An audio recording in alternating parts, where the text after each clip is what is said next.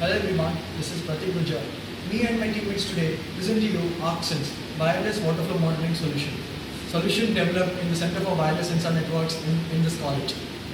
This ArcSense is modeled as a wireless water flow monitoring solution which is deployed over a wide geographical area.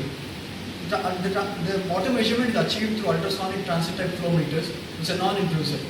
This is done specifically because of the acute water shortage being faced in the recent times and a greater need for us to monitor the water so that we can base our policies on in a very well designed manner.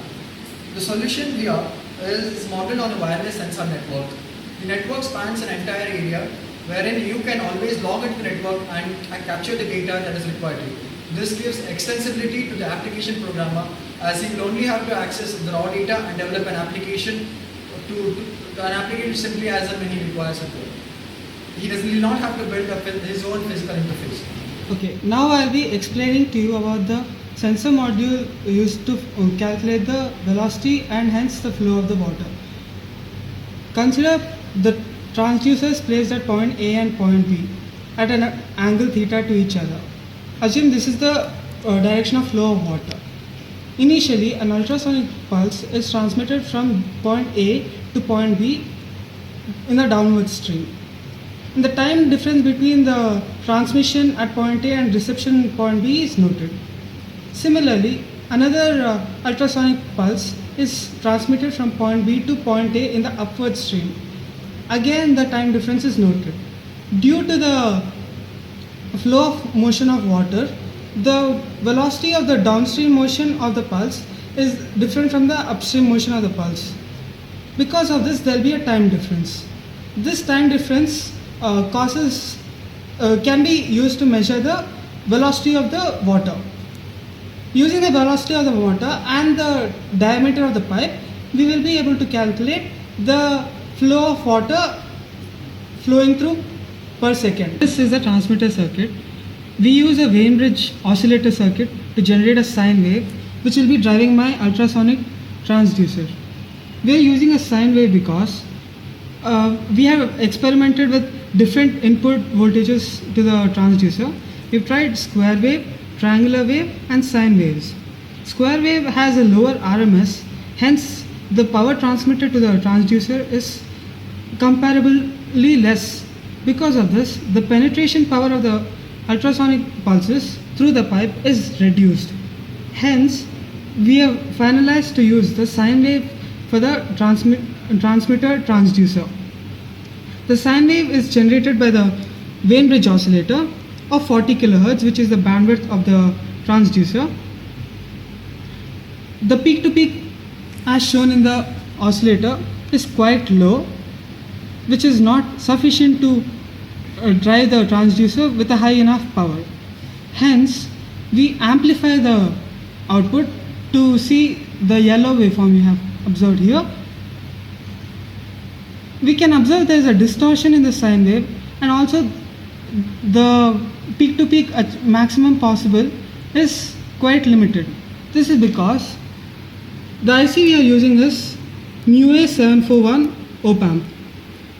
It has a very low slew rate and at the frequency of 40 kHz it performs little bad. Because of this, there's a upper cap and the lower cap on the frequencies voltages we can get. Hence, it is difficult to drive the transducer with the transmitter circuit which we have made. Hence, we will be demonstrating to you by driving the transducer directly from the function generator. This is the receiver circuit. These are the transducers. This is transmitting and this is receiving. Now this is the waveform we observe after the receiver output. Now we'll go in detail of the receiver circuit. Here you can see there are two transistors. As you know, we are using two receiving transducers, one for the upstream and one for the downstream. In order to interface this with the microcontroller, we are using only one receiver circuit. So we are multiplexing two transducers with the transistors for the same receiving circuit.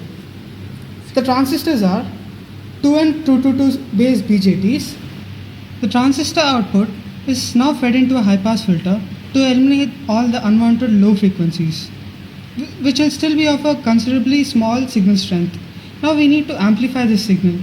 Hence, now it's passed through a MUA741 operational amplifier to get the signal of a desired peak-to-peak voltage. This is the signal we get when we pass it through an amplifier and the transmitter pulse is present. When the transmitter pulse is removed, this is the output we get. Since we need to detect only the 40 kHz frequencies which are transmitted and received by the transducers, we use a 567 PLL tone decoder to decode this output and generate the output corresponding to only the 40 kHz frequency components. Now we'll see the output corresponding to the transmitted pulse of the 567 tone decoder. This output is now fed into a comparator of a adjusted reference voltage to get this logic into a high-low for the MSP 430 to operate. This is the waveform we get when the transmitter pulse is present. When the transmitter pulse is absent, we get a... Now we pass the comparator output into a 7833 voltage regulator to convert into MSP logic. Now we can see the output of the 7833 when the ultrasonic waveforms are transmitted. When the transmitter is removed, we get a pure 0, and when the transmitter is present, we get a 3.3 to 0 logic, and hence an interrupt is triggered at a rising edge of the transition. Now I'll be explaining about the actuating circuit for the motor. We get 12 volt power supply from here, and this is passed through a 7805, and we get a 5 volt logic which is used to operate the other two components. My MSP control is at this pin, which is then used to activate a transistor so that I can activate my MOC 3041. When I give a high to the transistor, it grounds the pin 2 of the MOC 3041, which closes the diode and hence activates the internal diac present in the MOC 3041. This activation drives my gate of the track, which then closes the circuit and hence helps in activating the motor. Now I'll be explaining about the communication models for our circuits and the project. This is the GSM model, which is a SIM900 model. This is Zigbee's used to transmit and receive data. One is on the sensor module, another is placed on the GSM module. When a user sends SMS saying on to the GSM module, it transmits a message on to the sensor module and also activates the motor. If the user sends a message saying off, again it transmits the data back to the sensor module and switches off the motor. If the user sends a message saying for send data, the request is sent from this Zigbee to the sensor module, and the sensor module again transmits the data of velocity and the time of flow back to the main Zigbee, which is then relayed back to the user as an SMS. Finally, the user is given the information about the velocity and the time of flow. If the diameter of the pipe is known, the amount of water can be calculated.